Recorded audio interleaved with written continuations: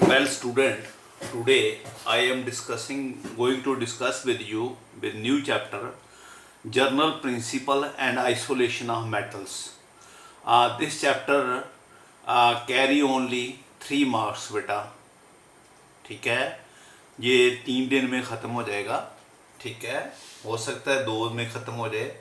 तो इसमें बेटा पहले आपके साथ सम टर्म्स हैं, कुछ स्मॉल टर्म्स हैं बेटे जो हम इसमें आमतौर पर हम यूज़ करेंगे. एक है बेटा मिनरल्स. मिनरल्स किसको बोलते हैं? Compounds of metal. Compounds of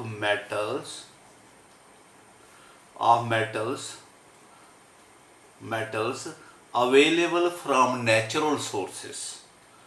available from earth कह सकते हो, अर्थ से ही मिलते हैं, नेचुरल सोर्स हैं earth. Are called as minerals. जो कंपाउंड मेटल के होते हैं और हमें कॉल्ड एज अर्थ से मिलते हैं, अर्थ से कंपाउंड मिलते हैं मेटल के हैं, they are called as minerals. इनको हम मिनरल्स बोलते हैं. ठीक है बेटा. अब और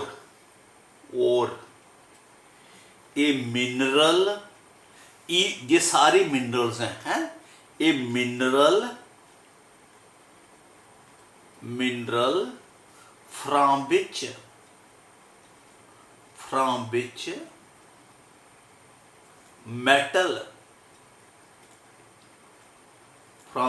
metal can be extracted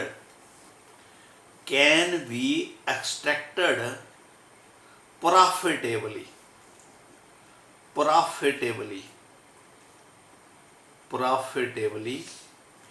is called as an ore beta. Called as an ore. मतलब मिनरल और ore में कोई फर्क नहीं है. मिनरल बहुत सारी हो सकती हैं, लेकिन जैसे गोल्ड है, गोल्ड तो हमारे अर्थ के हर पार्ट में है. ठीक है, लेकिन वो एक पर्टिकुलर पार्ट है जिसमें मिनरल्स हैं, जिसमें हम गोल्ड को प्रॉफिट निकाल सकते हैं. ठीक है, तो गोल्ड तो जितनी भी सैंड आप यूज करते हैं सब में गोल्ड है, लेकिन उसमें निकालना महंगा पड़ता है, सस्ता नहीं पड़ता. तो ये मिनरल जिसमें से हम गोल्ड मेटल को प्रॉफिटेबली निकाल सकें उसको बोलते हैं ओर. ठीक है बेटा. नाउ मेटलर्जी वर्ड यूज किया करेंगे इसमें हम. मेटलर्जी हैं. मेटलर्जी को क्या है? Steps, various process used for the extraction of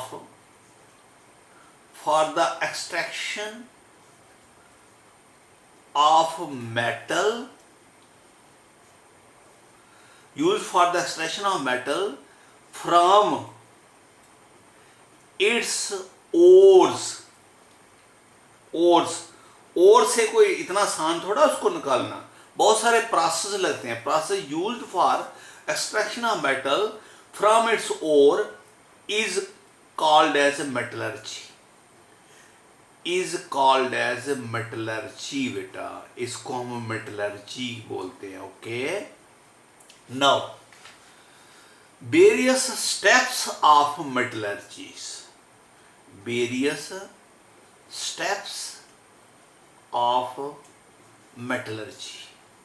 metallurgy के बहुत सारे स्टेप हैं बेटे. ठीक है. नंबर फर्स्ट हम बोलते हैं कंसंट्रेशन ऑफ ओर.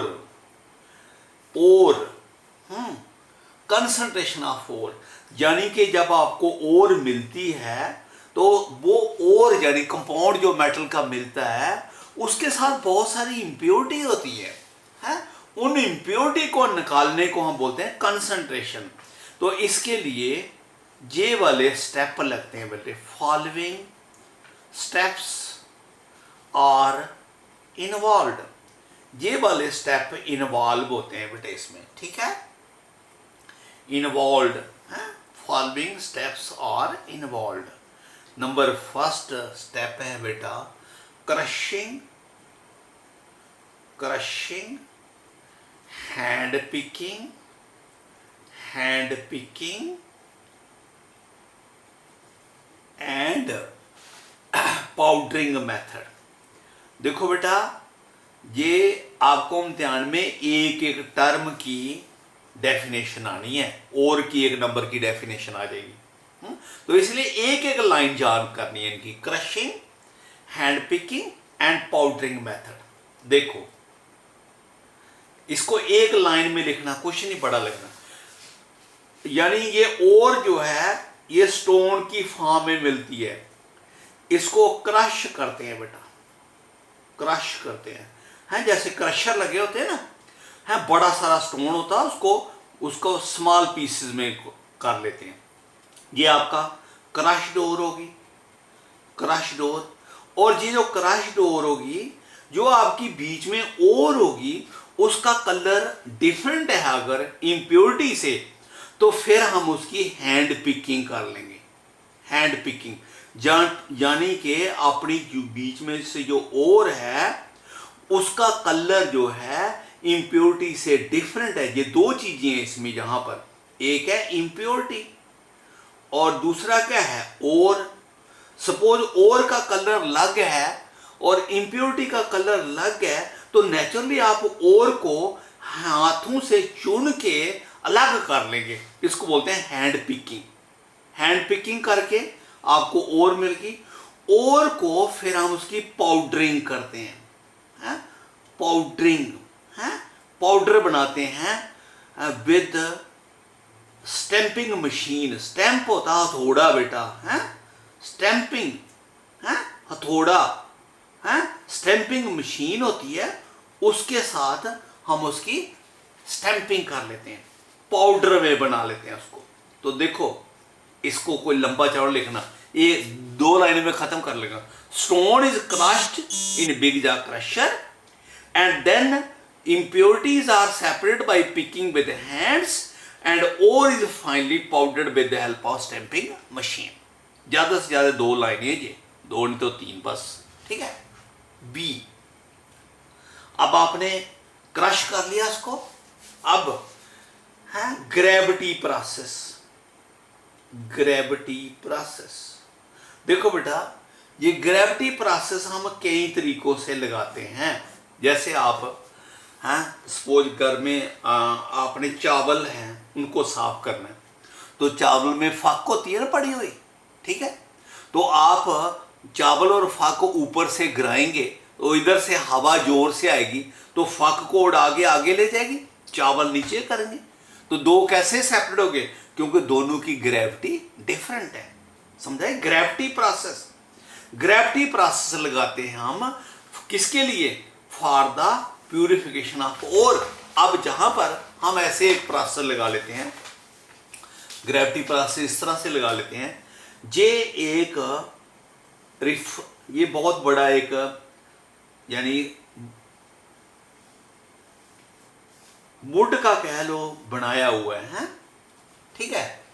इसमें हमने एक और रिफ लगाया है वुड का, ये रिफल लगाया है वुड का, ये रिफल लगाया है वुड का, ठीक है। इक्वल साइज है सबके, ठीक है। जहां लगाया है रिफल यानी फटी लगाई हुई है एक, समझाई।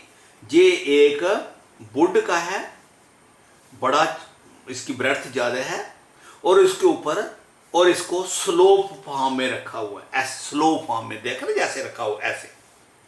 जहां पर हम क्रश्ड ओर रखते हैं, क्रश्ड, मैंने आपको बताया ना रट्टा नहीं मारना, जस्ट एक एक लाइन समझनी है। क्रश्ड ओर रख ली इस पे, जो हमने पीछे और क्रश की थी, क्रश करके पाउडर की थी, पाउडर्ड ओर बेटे, क्रश नहीं पाउडर्ड ओर, पाउडर्ड ओर इसके ऊपर हम रख देंगे, ठीक है। जहां से ये और इसको लंबा कर दो, ये है जहां से हम इसमें वाटर डालेंगे, वाटर, करंट ऑफ वाटर, पानी जाएगा, इसमें वाटर जाएगा, तो वाटर जो है इसको भरेगा, भर के आखिर टाइम क्या होगा, इसके ऊपर के निकल के आगे जाएगा। जो ओर के हैवियर पार्टिकल है वो इधर रह जाएंगे, और जो उसके साथ इंप्योरिटी है वो वाटर के साथ वॉश होके आगे चले आएगी। सपोज ये करंट ऑफ वाटर है, इसमें करंट है, ज़्यादा तेज पानी है, तो कुछ हैवियर और पार्टिकल आ जाता आगे, वो जहां आगे और ये फिर पानी जहां भरेगा, हैवियर और पार्टिकल जो होगा वो इधर स्टिक कर देगा, फिर उससे डस्ट निकल के आगे चले जाएगी। अगर कोई जहां से भी और का पार्टिकल आगे आ जाएगा, जहां वो कलेक्ट हो जाएगा, फिर वाटर भर के आगे आ जाएगा, फिर फाइनली जहां आगे आ जाएगा और फाइनली डस्ट वगैरह बाहर निकल जाएगी जो है, और जो है वो स्टिक कर जाएगी विद द रिफल्स। रिफल बोलते हैं इसको, RIFLES, रिफल्स, ठीक है। यानी वी आर हैविंग इसको बोलते हैं ग्रेविटी प्रोसेस है। A breath piece of wood kept in slow form is fitted with the riffles, and powdered ore is kept here, and it is subjected to a current of water. When impurity, lighter particle will washed away, and if some heavier particle has come because of high current of water, that will stick here.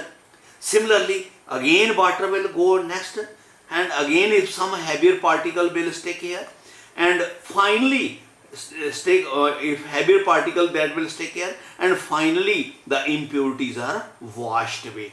Now we have got this ore which is free from the impurity. 100% नहीं है, लेकिन काफी उसकी impurity से वो क्या हो गया, डिफरेंट। इसको बोलते हैं ग्रेविटी प्रोसेस। यानी इनकी ओर की ग्रेविटी ज्यादा है, और जो बीच में डस्ट वगैरह थी उसकी ग्रेविटी कम थी, इसकी वजह से वो जो डस्ट है वो वॉश्ड अवे होगी, ठीक है। नाउ सी प्रोसेस, सी प्रोसेस इसको बोलते हैं हम फ्रॉथ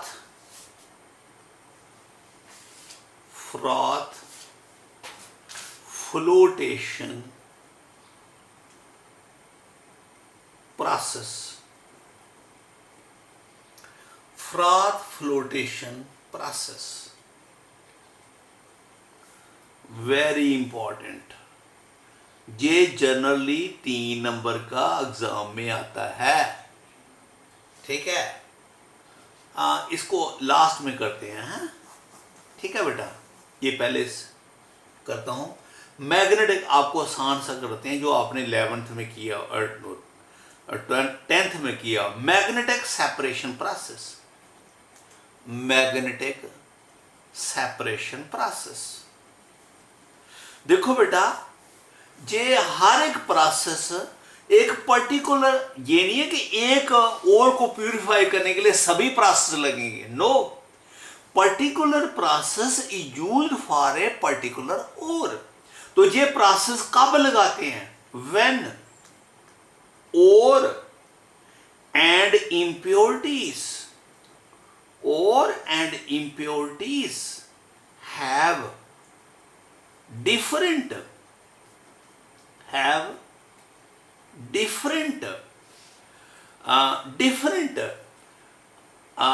magnetic value। मतलब मैग्नेटिक वैल्यू मतलब ये है, that is one is attracted मतलब impurity अट्रैक्ट कर रही है, जहां और is attracted by magnetic field, by magnet, and other is not attracted,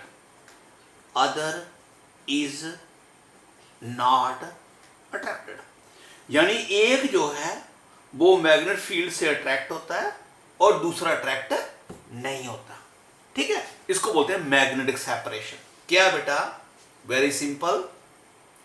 ये हमारा रोलर है, रोलर, ये हमारा एक दूसरा रोलर है, ये रोलर हैं, ठीक है। ये रोल करते हैं, मूव करते हैं, ठीक है, इसको कनेक्ट किया और राड से रूट, इसके ऊपर एक बेल्ट लगी हुई है, बेल्ट।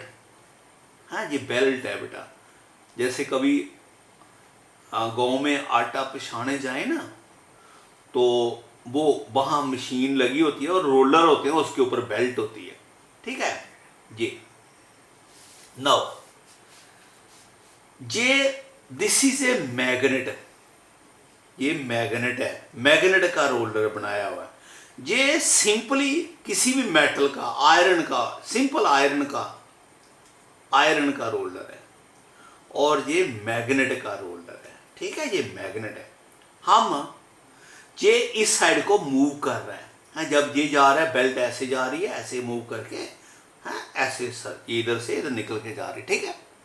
जो हमारी ओर अलॉन्ग विद इम्प्योरिटी, क्रश करने के बाद, पाउडर करने के बाद हम उसको रखेंगे इधर, और विद इम्प्योरिटी, क्रश्ड वर्ड है, विद इम्प्योरिटी। और विद इम्प्योरिटी हम जहां पर रख रहे हैं, जो क्रश किया हुआ है, जब इस पे डालते हैं तो ये ऊपर गिरेगा और ये और इधर आएगी, इधर जब बेल्ट चलेगी तो और भी उसके साथ आ जाएगी, ये इधर को आ रही है। जो पार्टिकल मैग्नेट से अट्रैक्ट हो जाएंगे, ये मैग्नेट है, वो अट्रैक्ट हो जाएंगे, चाहे इंट्रैक्ट है, ऊपर रबर बेल्ट है, लेकिन वो अट्रैक्शन तो हो जाती है ना, तो अट्रैक्ट हो जाते हैं, वो इसके साथ चिपक जाएंगे, वो चिपक जाएंगे और इसके साथ साथ आगे चलते जाएंगे, और वो ज्यादा आगे तो जहां आगे अट्रैक्शन खत्म हो जाएगी, वो जहां आके कलेक्ट हो जाएंगे, ठीक है।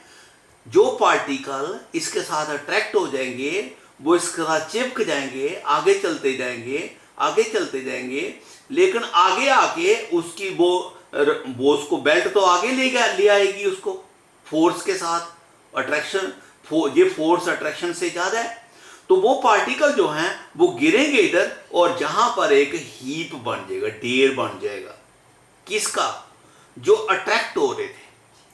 जो अट्रैक्ट नहीं हो रहे थे वो सीधा इधर आके गिरेंगे, ठीक है।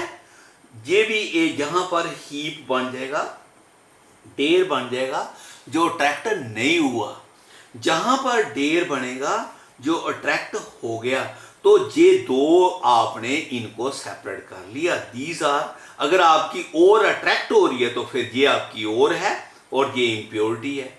अगर आपकी इम्प्योरिटी अट्रैक्ट हो रही है तो फिर ये आपकी इम्प्योरिटी है और ये आपका और है। अब यू डोंट नो, एक अट्रैक्ट हो रहा है, दूसरा अट्रैक्ट नहीं हो रहा, तो ये मेथड आप तभी लगा सकते हैं अगर आपकी और इम्प्योरिटी की जो मैग्नेट फील्ड की, मैग्नेट की और उनकी अट्रैक्शन डिफरेंट है, मीन एक अट्रैक्ट होता है, दूसरा अट्रैक्ट नहीं होता, ठीक है बेटा जी। जहां तक नेक्स्ट दूसरा करते हैं, एक और करवाई देते हैं, देखो D, liquation method. Liquation method, देखो बेटा, ये लिक्वेशन मेथड कब लगाते हैं, when impurity